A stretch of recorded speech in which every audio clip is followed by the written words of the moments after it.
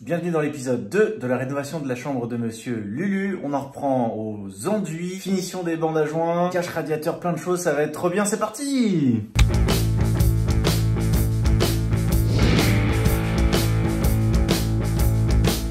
Alors les plafonds et les murs non plaqués étaient vraiment dans un sale état, donc j'ai préféré vraiment tout réenduire. Et d'ailleurs je vous conseille souvent d'enduire tous vos murs parce que le résultat est tellement plus beau. Surtout quand on fait de la peinture au pistolet par derrière, c'est quasiment indispensable. Alors vraiment une technique qui est parfaite même pour les débutants, je dirais, c'est d'enduire au rouleau. Vous chargez bien, alors ça fait un petit peu les bras, mais après avec une spatule assez large, on arrive à avoir des résultats plus que satisfaisants. On enchaîne sur la dernière boîte de passe, la boîte de finition qui est plus large en fait que la boîte de charge.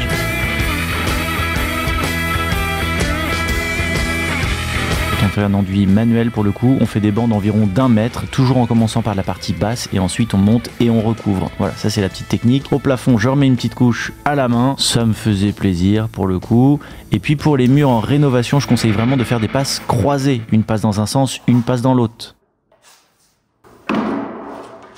Bon bah sérieux, c'est plutôt fatigant comme taf. Ton placo il a une texture de carton, ton enduit il a une texture d'enduit. Quand tu mets une impression dessus, ça gonfle différemment. Si tu veux vraiment que ça ne se voit absolument pas en lumière rasante, que tu ne vois pas de traces de reprise en lumière rasante ni rien, eh bien il faut tout enduire. Comme ça, tu as la même texture. Alors, si on parle un petit peu de ponçage, d'un point de vue ponçage des enduits, moi je ponce en 220, pas plus fin, parce qu'après on a tendance à lustrer le support, et donc on perd en adhérence tout simplement. Voilà, donc la technique ultime, c'est de se mettre dans le noir. Si vous avez des volets, vous fermez tout, vous mettez dans le noir, et ensuite lumière rasante, comme ça vous ne loupez strictement rien. Franchement, ça fout les boules quand on passe en peinture, et qu'on a des défauts de ponçage.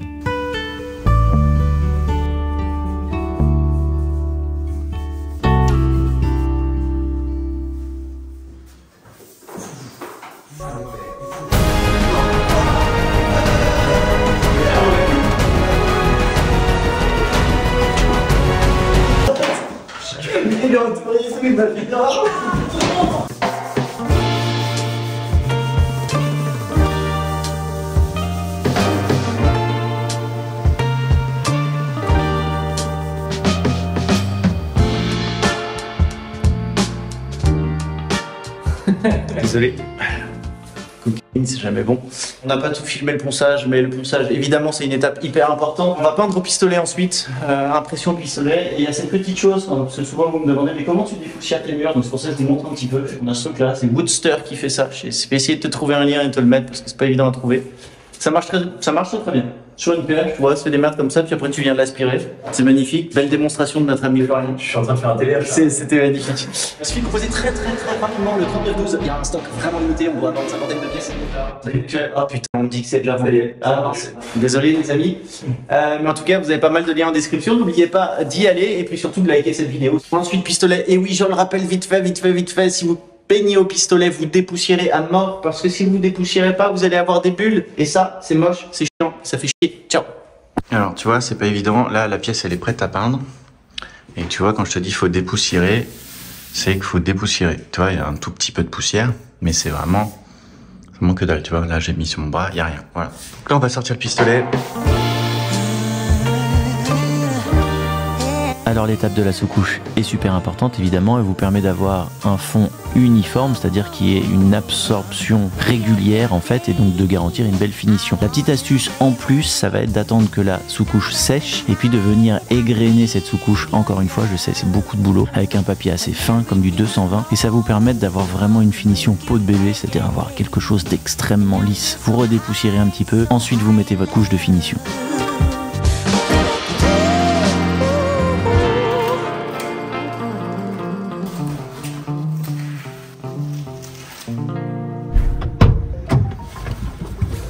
Bon allez, on va à l'atelier, on va choper l'autoroute et on va se l'usiner ce cache radiateur. Mais d'ailleurs, je t'avais parlé de ce badge là? parce que c'est quand même super pratique. C'est un badge de télépéage, on va dire classique, mais toi quand t'es un pro, c'est super pratique parce qu'en gros tu payes un abonnement entre 1,40 € et 2,20 € en fonction de la taille de ta flotte. Et l'avantage aussi, c'est que tu vas avoir une seule facture, donc même si tu as plusieurs véhicules, au niveau gestion c'est parfait. Et puis évidemment l'avantage télépéage, c'est que tu passes sans t'arrêter, t'as pas de ticket, pas de carte bleue à chercher, donc ça c'est quand même vraiment pratique. Il est collé à ton pare-brise.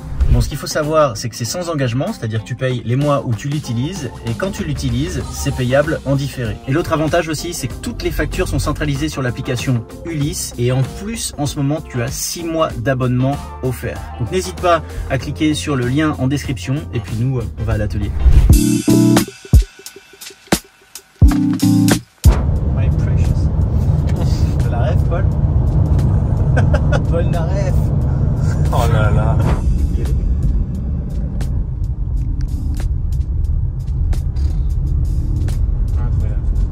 On remet les mèches comme il faut. C'est une bière, c'est même pas une bière. Infusion pétillante. Donc c'était une infusion pétillante. Donc on est dans l'atelier de Guillaume, que vous connaissez déjà, et Arthur. Voilà, c'est Atelier Palarme. D'ailleurs j'en profite si vous avez des agencements, des aménagements dans la région parisienne, c'est les meilleurs, donc voilà. Donc là, on a la commande numérique à l'atelier, on a pris un atelier ensemble, et Guillaume a gentiment, parce qu'en fait je fais le cache radiateur de la chambre, et donc là c'est la partie sur V-Carve, et on va passer tout de suite à la commande numérique. Voilà, et là on voit que tu vois, tu as les tenons aussi ici, donc ça c'est pour maintenir les pièces.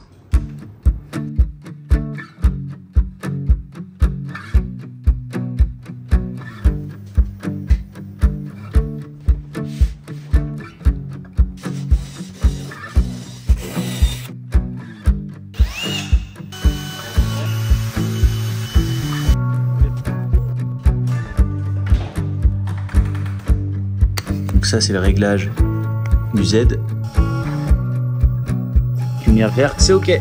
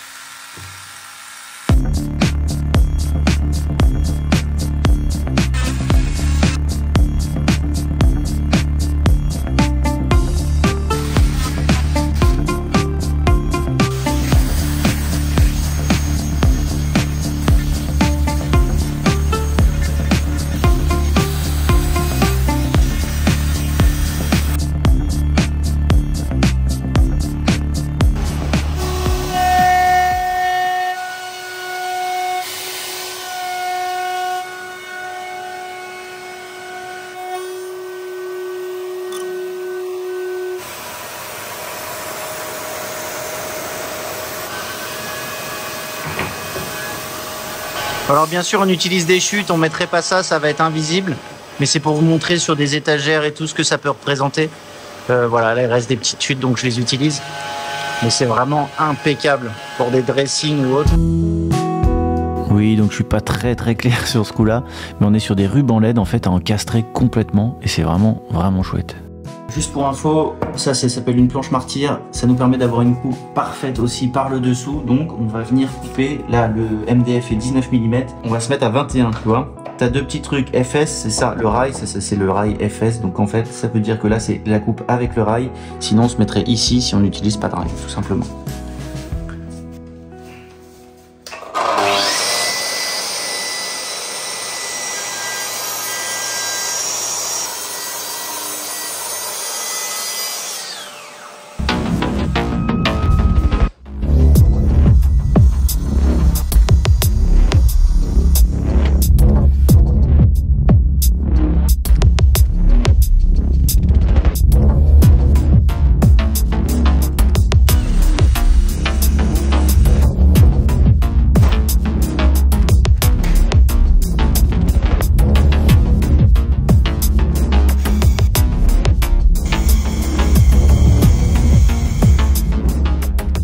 Donc on se prépare une mini cabine de peinture. On vient de peindre le radiateur avec le Ultra Quick Shot qui est vraiment bien, cela dit en passant. Donc là on se fait quoi? On se met un scotch de précision. Pourquoi? Parce qu'il a la particularité de pas avoir une masse adhésive. Enfin, ça va pas arracher ma peinture, c'est sûr. Et ensuite on va venir coller un easy cover dessus. Comme ça on va pouvoir imprimer le cache radiateur.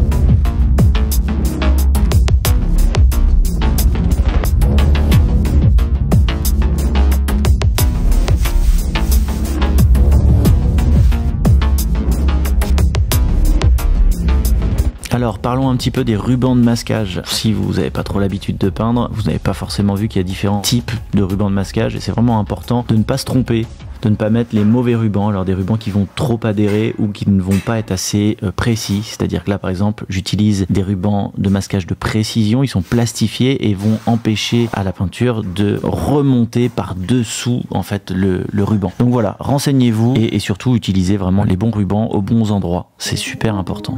Bon, j'essaye de vous donner un max d'informations, n'hésitez pas à me dire en commentaire si les voix off c'est un plus ou pas.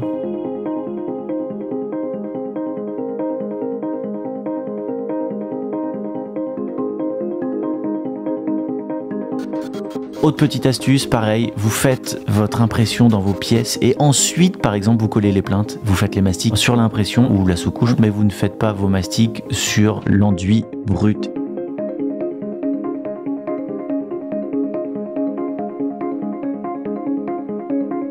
Alors nous avons testé les plastiques avec le souffleur, l'essai n'était pas concluant. Non. Non? Non, c'était naze. Voilà, mais par contre on est bien coiffé. Regardez, mèche, parfait. Merci Ilti.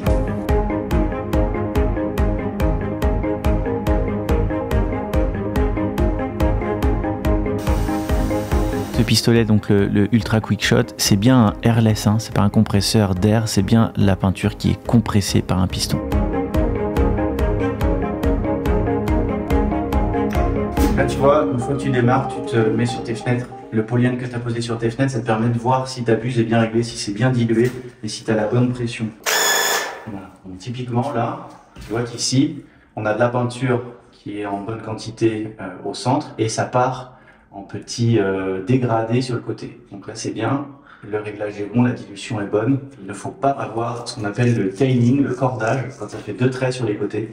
C'est que soit ta peinture est trop épaisse, soit que tu n'as pas assez de pression. On va mettre un masque et c'est parti.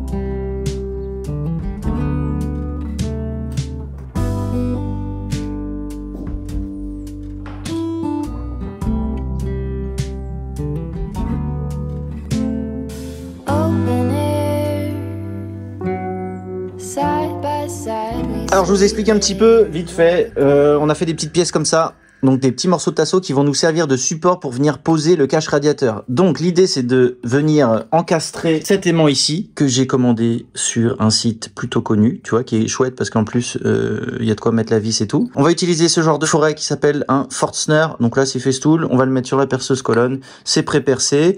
Ici on a fait les traits pour pouvoir se visser, parce que normalement je vais pouvoir me récupérer, je te montre ça juste après, sur les rails de placo.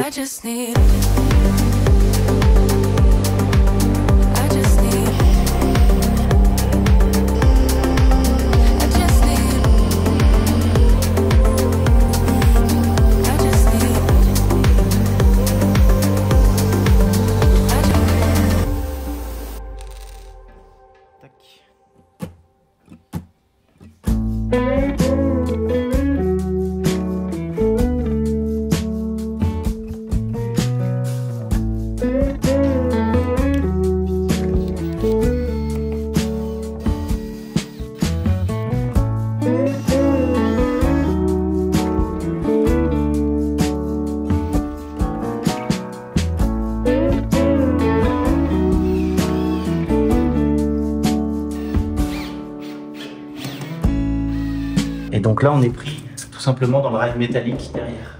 Donc là, on a une vraie force, pas besoin de cheville et tout ça au cas où tu te demandes. Vu qu'on a le rail métallique et qu'on sait que c'est fait de cette manière, on n'a aucun problème. Alors évidemment, tu trouves absolument tout ce qui a été utilisé en lien dans la description.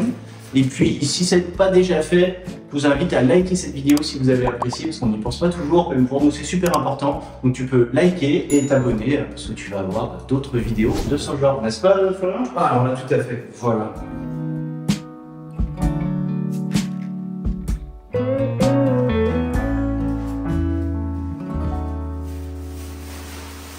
Et après tout ce travail, vient le moment tant attendu de la déprotection du sol.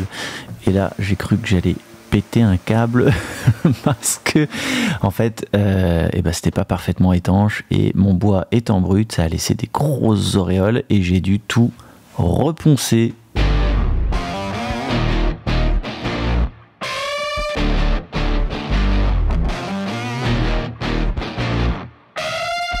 L'huile, parce que l'huile en fait elle, pour le coup elle garde la couleur du bois.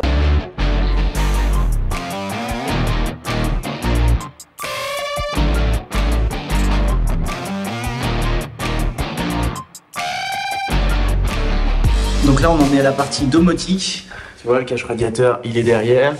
L'idée c'est de mettre les rubans LED d'une marque plutôt connue, piloté avec un hub plutôt connu. Par contre, on a un transfo à la noix, tu vois, comme ça. Et ça, on va le mettre en fait dans le doublage. Donc, comme ça, on aura juste un tout petit trou à faire entre, tu vois, la boîte de dérive qui va être derrière le lit et cette partie-là, pour ensuite venir mettre le petit ruban LED en haut. Et là, le but, c'est de mettre tous les meubles, de finaliser. Puis après, on fera tout ce qui est programmation domotique avec toutes ces marques super connues et super sympa. Voilà.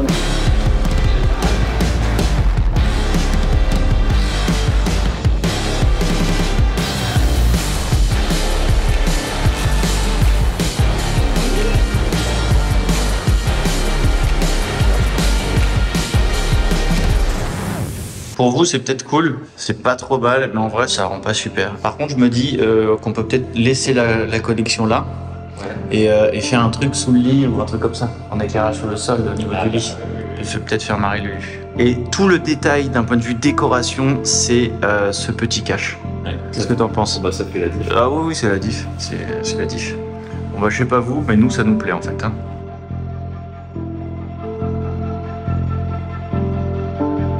Alors aujourd'hui, nous avons notre expert en domotique. Non, ce n'est pas une publicité. Vous n'avez pas vu. Tu nous expliques un petit peu ce qu'on est en train de faire, ce qu'on a mis dans la pièce. Voilà. Ben là, ce qu'on va faire, c'est mettre en place le bridge. Ça, c'est ni plus ni moins qu'un concentrateur qui fonctionne sous Zigbee. Zigbee, c'est un protocole de communication radio. Ok. Et c'est super simple. En fait, quand tu prendras ton téléphone, la commande d'allumer la lumière va être envoyée sur ce pont. Et ce pont va savoir convertir le message aux ampoules. Pourquoi on dit que c'est des ampoules connectées? Parce que au fond, qu'est-ce qu'elles ont de particulier ces ampoules? Mais elles sont commandables à la voix si tu utilises un assistant personnel ou directement sur ton smartphone. Et en fait, il y a un contact qui va se faire entre ça et le pont. Exactement. Et juste après, on envoie l'info et ça allume et ça éteint. C'est ça. Exactement. Donc ça se met derrière l'interrupteur. En fait, ça te permet de rendre ton interrupteur intelligent. Dans le sens où c'est très sympa d'avoir une ampoule qui est connectée. Mais si ton interrupteur est fermé, ton ampoule connectée n'est pas alimentée. T'as plus de jus. T'as plus de jus, elle répondra à rien. Tu gardes le côté manuel de ton interrupteur. Grâce à ça, tu peux en effet, ouais. Grâce à ça.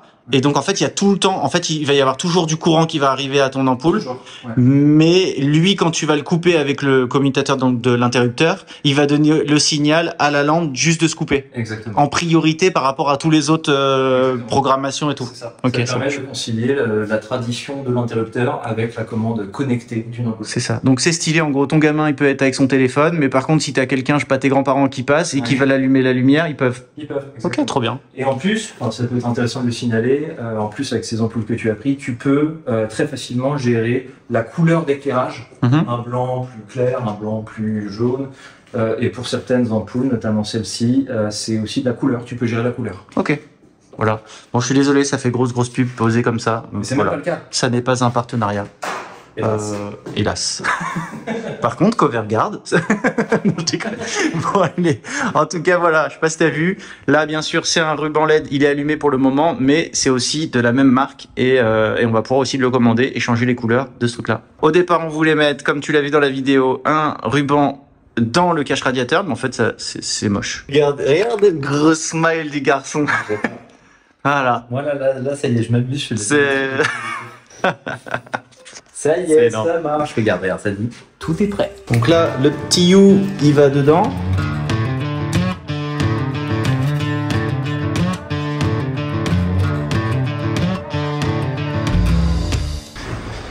C'est bon, ta chambre a été pimpée.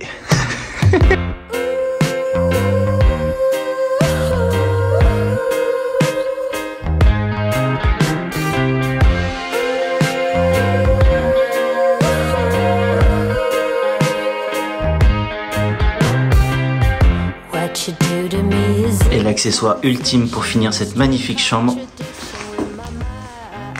Bon, ok, succès très très moyen.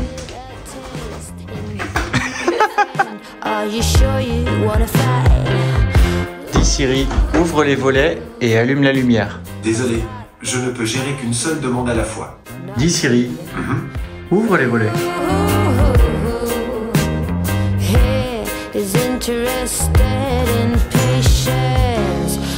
I'm a gazelle, always running, adrenaline in every blood cell. Some say I'm unwell, but I don't care. Dis Siri, allume les lumières.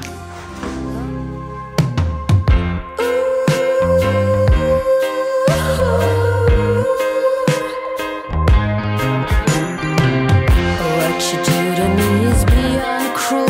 You're not known to be cool, but give me a break. For heaven's sake, we can still get along if we agree to disagree. Love the circumstances, not me.